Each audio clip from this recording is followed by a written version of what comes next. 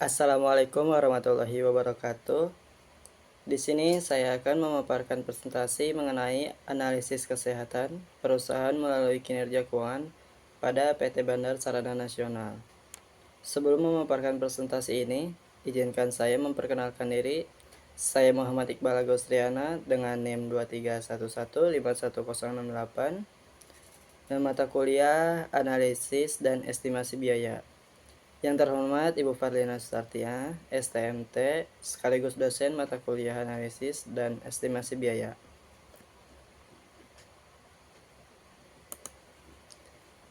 Baik, pembahasan pertama yaitu pendahuluan. Penelitian ini mengkaji kesehatan perusahaan melalui analisis kinerja keuangan PT Sarana Bandar Nasional. Kinerja keuangan dinilai berdasarkan berbagai rasio keuangan sesuai keputusan Menteri BUMN nomor 100 MBU pada tahun 2002. Kondisi kesehatan perusahaan dapat dilihat setelah pihak manajemen melakukan analisis laporan keuangan. Analisis laporan keuangan adalah kegiatan menentukan dan mengukur antara pos-pos yang ada dalam suatu laporan. Analisis laporan keuangan harus dilakukan secara cermat dengan menggunakan teknik analisis yang sesuai dengan yang diharapkan, sehingga hasilnya juga tepat. Alat analisis laporan keuangan yang dapat menggambarkan kesehatan perusahaan yaitu analisis rasio keuangan.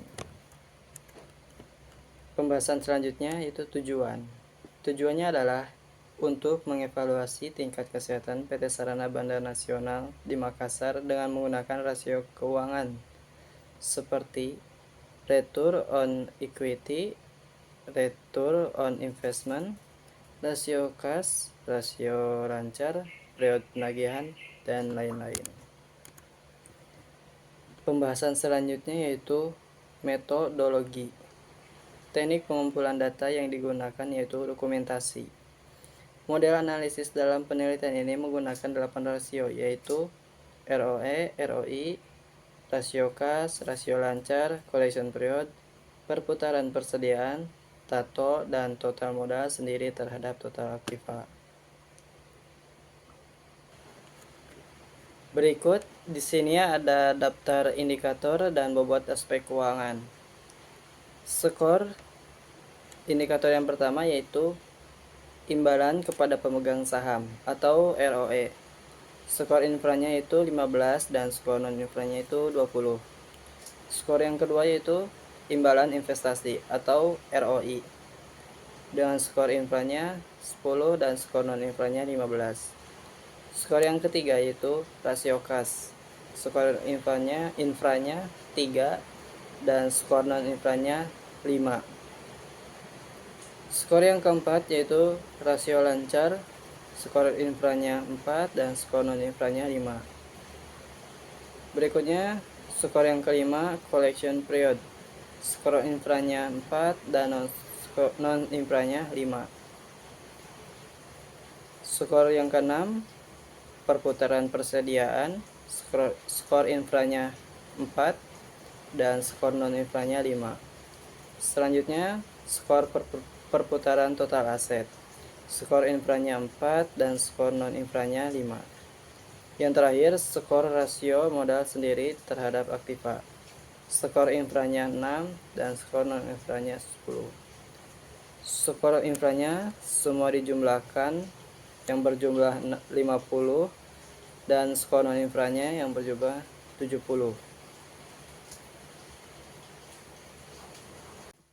Berikut ini adalah laporan keuangan PT Sarana Bandar Nasional. Yang pertama pada tahun 2013. Laba bersihnya ialah 2.093.470.629 dan kewajibannya ialah 2.570.885.603 rupiah. Berikutnya pada tahun 2014 laba bersihnya ialah 2.203.561.790 dan kewajibannya ialah 2.264.270.570 rupiah. Berikutnya, pada tahun 2015, laba bersihnya ialah 3.493.393.393 rupiah dan kewajibannya ialah 347.470.971 rupiah. Berikutnya, pada tahun 2016, laba bersihnya ialah 4.290.660.033 rupiah dan kewajibannya ialah 3.471.355.219 rupiah. Yang terakhir pada tahun 2017, laba bersihnya ialah 2.885.613.062 rupiah dan kewajibannya 1.753.057.166 rupiah. 156 rupiah.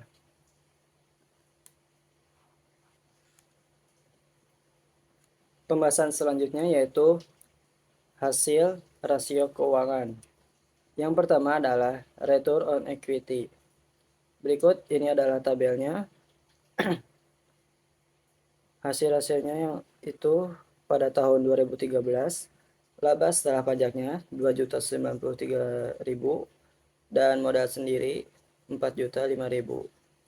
Dengan persentasenya 52% dan skor 20. Rumusnya adalah laba setelah pajak dibagi modal sendiri dikali 100%. Hasilnya 52%. Jadi 2.093.000 dibagi 4.005.000 dikali 100%. Hasilnya 52% dengan skor 20. Berikutnya, pada tahun 2014, laba setelah pajaknya 2.203.000, modal sendiri 4.297.000 dan persentasenya 51% dengan skor 20. Pada tahun 2015, laba setelah pajaknya 3.493.000 dan modal sendiri 5.696.000 dan persentasenya 61% dengan skor 20. Semua ini rumusnya sama. Laba setelah pajak dibagi modal sendiri dikali 100%, hasilnya persen. Berikutnya, pada tahun 2016, laba setelah pajaknya 4.250.000, 4.259.000, modal sendirinya 7.753.000 dan persentasenya 55% dengan skor 20. Terakhir, pada tahun 2017, laba setelah pajaknya 2.885.000 dan modal sendirinya 7.145.000 dengan hasil persentase 40% dan skor 20. Jadi, return on equity pada tahun 2013 sampai 2017 itu baik karena modal sendiri yang dimiliki mampu menghasilkan laba bersih. Sehingga nilai ROE yang didapatkan berada di atas rata-rata nilai standar penilaian keputusan Menteri BUMN nomor Kepmen 100 MBU pada tahun 2002.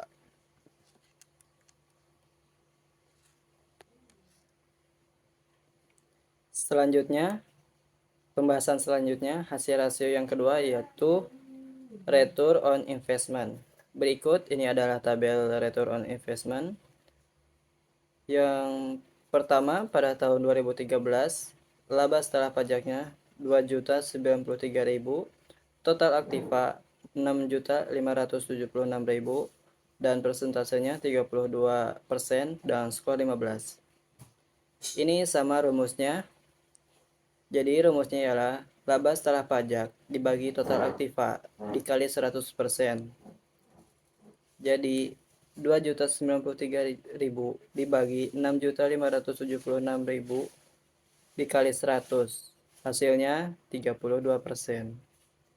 Berikutnya, pada tahun 2014, 2.203.000 dan total aktivanya 6.561.000 dengan persentase 34 dan skor 15. Berikutnya, pada tahun 2015, laba setelah pajaknya 3.493.000 dan total aktifanya 6.044.000 dan persentasenya 58% dengan skor 15. Berikutnya, pada tahun 2016, laba setelah pajaknya 4.259.000 dan total aktifanya 11.224.000 dengan hasil presentasi 38% dengan skor 15. Yang terakhir, pada tahun 2017, laba setelah pajaknya 2.885.000 dan total aktifanya 8.898.000 dengan hasil presentasi 32% dengan skor 15. Jadi, return on investment pada tahun 2013 sampai 2017 itu baik karena aktiva yang dimiliki mampu menghasilkan laba bersih. Nilai ROI ini tertinggi terjadi pada tahun 2015 dan terendah pada tahun 2013 dan 2017. Meskipun mengalami fluktuasi, ROI masih berada di atas nilai standar penilaian keputusan Menteri BUMN nomor 100 MBU tahun 2002. Selanjutnya, pembahasan hasil rasio yang ketiga yaitu rasio kas. Berikut ini adalah tabel rasio kas. Pada tahun 2013, kas dan setara kas berjumlah 2.567.000 dan untung lancar sebesar 2.570.000 dengan rasio kas persentasenya 99% dan skornya itu 5. Pada tahun 2014, kas dan setara kas berjumlah 2.553.000 dan utang lancar 2.264.000 dengan rasio kas persentasenya 113% dan skor 5.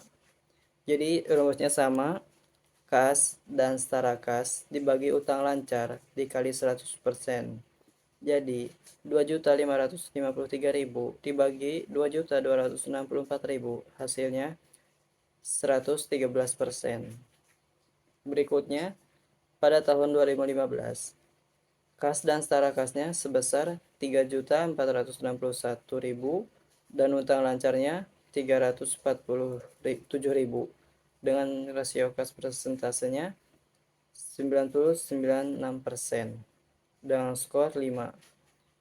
Berikutnya pada tahun 2016, kas dan setara kasnya sebesar 1.621.000 dan utang lancarnya sebesar 3.471.000 dan rasio persentasenya 47% dan dengan skor 5. Yang terakhir, tahun 2017, kas dan setara kasnya sebesar 322.000 dan utang lancarnya 1.753.000 dan rasio kas persentasenya 18% dan skor 5.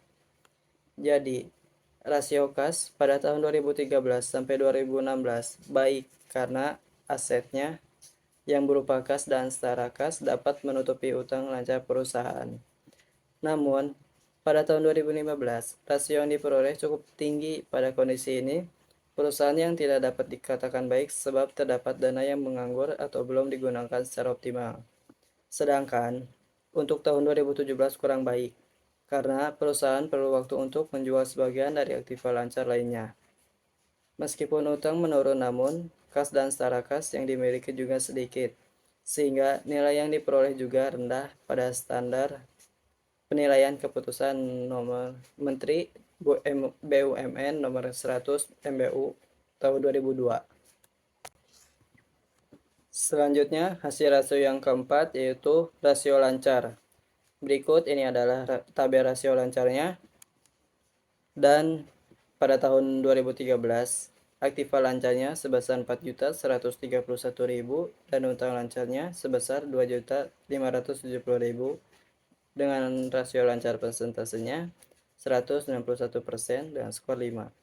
Rumusnya sama, aktiva lancar dibagi utang lancar dikali 100%. Jadi 4.131.000 dibagi 200.570.000 dikali 100% dan hasilnya 161%. Pada tahun 2014, aktiva lancarnya sebesar 3.924.000 dan utang lancarnya 2.264.000 dengan rasio lancarnya 173% dan skornya 5. Berikutnya, pada tahun 2015, aktiva lancarnya sebesar 5.582.000 dan utang lancarnya 347.000. Rasio lancarnya 1.607% dengan skor 5. Berikutnya, pada tahun 2016, aktiva lancarnya 3.876.000 dan utang lancarnya sebesar 3.471.000 dengan hasil rasio lancarnya yaitu 112% dan skor 5.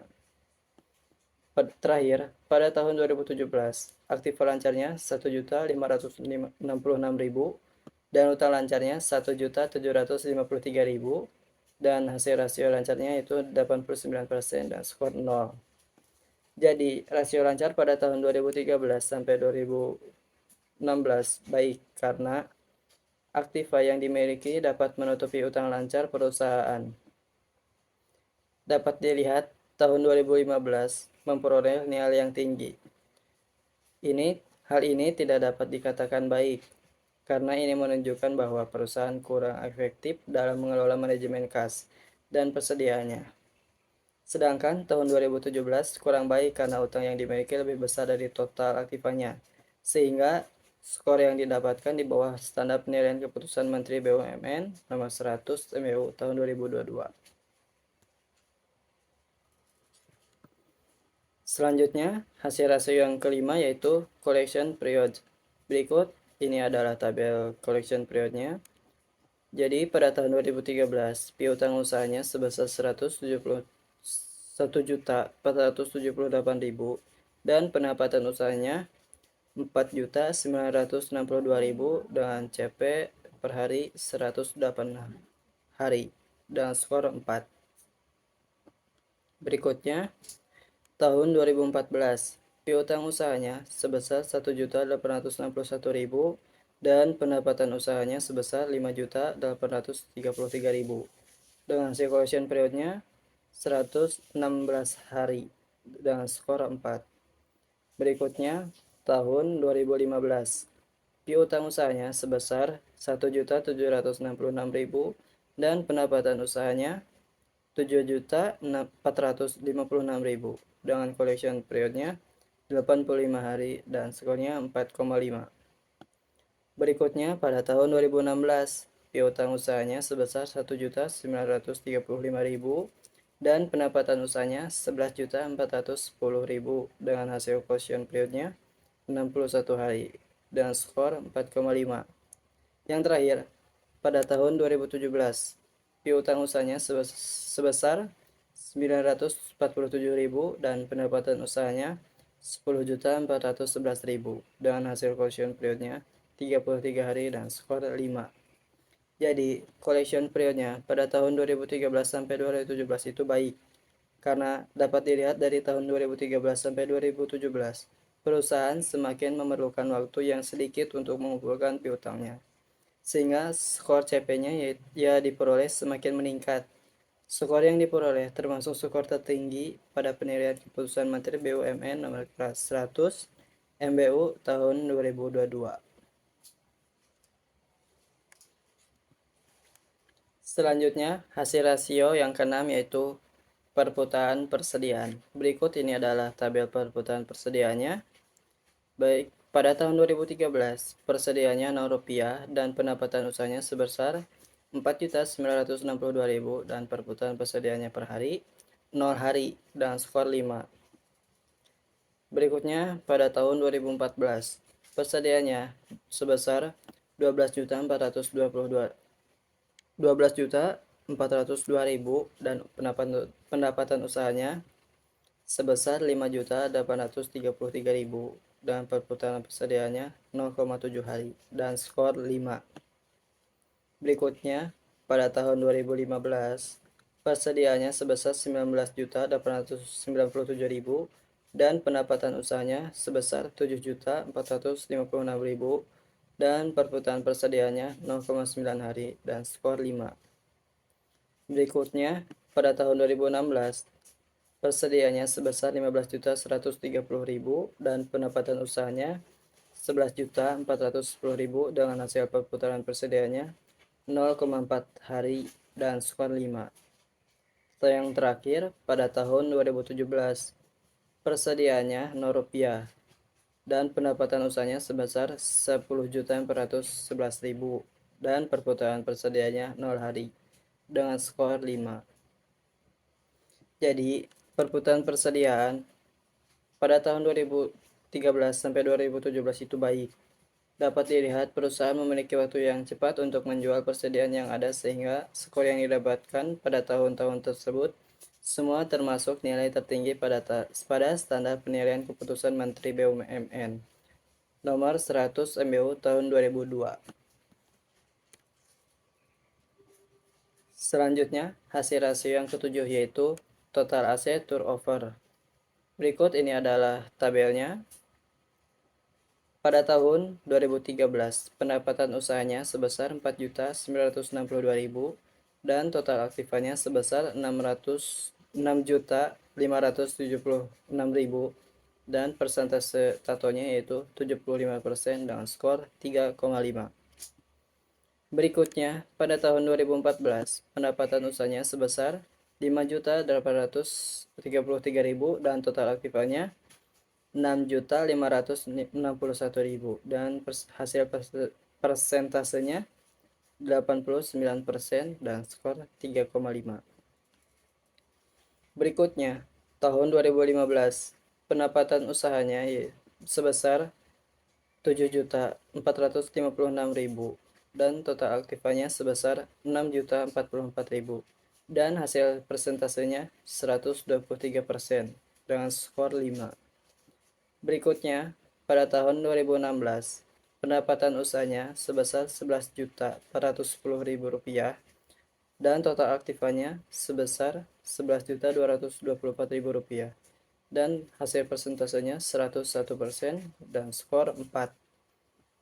Yang terakhir, pada tahun 2017, pendapatan usahanya sebesar Rp10.411.000 dan total aktifanya sebesar Rp8.598.000 dengan hasil persentasenya 117% dan skor 4,5. Jadi, total aset turnover pada tahun 2013 sampai 2017 cukup baik karena aktiva yang dimiliki dapat menghasilkan pendapatan setelah aktiva digunakan satu kali. Sehingga nilai tato yang didapatkan berada pada nilai rata-rata standar penilaian keputusan Menteri BUMN nomor 100 MBU tahun 2002. Selanjutnya, hasil rasio yang terakhir yaitu total modal sendiri terhadap total aktiva. Berikut ini adalah tabelnya. Pada tahun 2013, modal sendiri sebesar Rp4.005.000 dan total aktifanya sebesar Rp6.576.000 dan persentase terhadap total modal sendiri ialah 60% dan skor 8. Berikutnya pada tahun 2014, modal sendiri sebesar Rp4.297.000 dan total aktifanya sebesar Rp6.561.000 dan hasil persentasenya 65% dengan skor 8. Berikutnya, pada tahun 2015, modal sendiri sebesar Rp5.656.000 dan total aktifanya Rp6.044.000 dan persentasenya 94% dan skor 6,5. Berikutnya, pada tahun 2016, modal sendiri sebesar Rp7.753.000 dan total aktifanya Rp11.224.000 dan hasil persentasenya 69% dan skor 8. Berikutnya, pada tahun 2017, modal sendiri sebesar Rp7.145.000 dan total aktifanya Rp8.898.000 dan hasil persentasenya 80%, dan skor 7. Jadi, total modal sendiri. Jadi, rasio total modal sendiri terhadap total aktifanya pada tahun 2013 sampai 2017 itu baik. Karena modal sendiri perusahaan mampu membiayai aktiva yang dimiliki. Meskipun pada tahun 2015 nilai rasio total modal sendiri terhadap total aktiva tersebut rendah, tapi secara keseluruhan skor yang diperoleh termasuk tinggi pada standar penilaian keputusan Menteri BUMN nomor 100 MBU tahun 2002.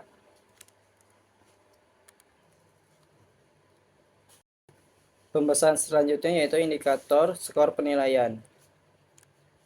Berdasarkan Surat Keputusan Menteri Nomor 100 MBU tahun 2002, dengan menggunakan skor penilaian perusahaan BUMN dari tahun 2013 sampai 2017, setiap 8 rasio akan dikelompokkan sesuai dengan tahun. Setelah itu, skor akan dijumlahkan. Maka, aspek keuangan dibuat ekuivalennya. Nilai ekuivalen didapatkan dengan cara membagi angka 0,7. Digunakan angka 0,7 karena aspek keuangan untuk BUMN non-infra sebesar 70%. Jadi, total skor tahun 2013 ialah 64,5 dibagi 0,7. Hasil total akhirnya yaitu 92,14. Berikutnya, total skor tahun 2014 ialah 39 dibagi 0,7. Hasil dari total akhirnya ialah 55,71.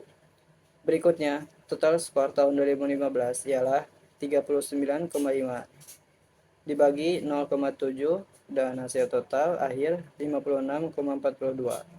Berikutnya, total skor 2016 67 dibagi 0,7, hasil total akhirnya ialah 95,71.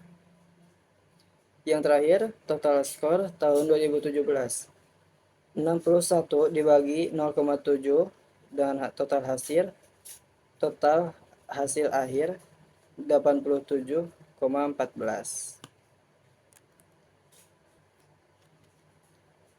Jadi, penilaian tingkat kesehatan untuk tahun 2013 yaitu berada dalam kategori sehat. Secara keseluruhan, skor tinggi berdasarkan keputusan. Jadi, penilaian tingkat kesehatan untuk tahun 2013 yaitu berada dalam kategori sehat. Secara keseluruhan, skor yang diperoleh termasuk skor tinggi berdasarkan keputusan Menteri BUMN nomor 100 MBU tahun 2002. Yang kedua, penilaian tingkat kesehatan untuk tahun 2014 yaitu berada dalam kategori sehat. Yang disebabkan nilai rasio total modal sendiri terhadap total aktiva menurun, sehingga nilainya cukup rendah pada standar penilaian berdasarkan keputusan Menteri BUMN nomor 100 MBU tahun 2002. Penilaian tingkat kesehatan untuk tahun 2015 yaitu berada dalam kategori sehat, yang disebabkan nilai rasio total modal sendiri terhadap total aktiva menurun, sehingga nilainya cukup rendah pada standar penilaian berdasarkan Keputusan Menteri BUMN nomor 100 MBU tahun 2002. Yang selanjutnya, penilaian tingkat kesehatan untuk tahun 2016 yaitu berada dalam kategori sehat juga. Secara keseluruhan, skor yang diperoleh termasuk skor tinggi berdasarkan Keputusan Menteri BUMN nomor 100 MBU tahun 2002. Yang terakhir, penilaian tingkat kesehatan untuk tahun 2017 yaitu berada dalam kategori sehat juga, yang disebabkan rasio kas dan rasio lancar memiliki nilai rendah pada standar penilaian berdasarkan Keputusan Menteri BUMN nomor 100 MBU tahun 2002. Selanjutnya, pembahasan yang terakhir, yaitu kesimpulan.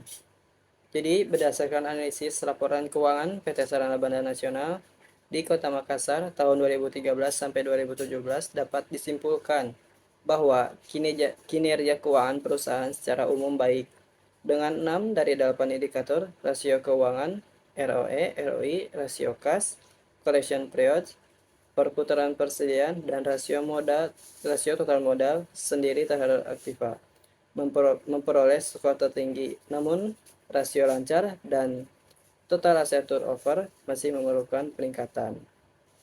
Yang kedua, tingkat kesehatan perusahaan selama 5 tahun berturut-turut berada dalam kategori sehat.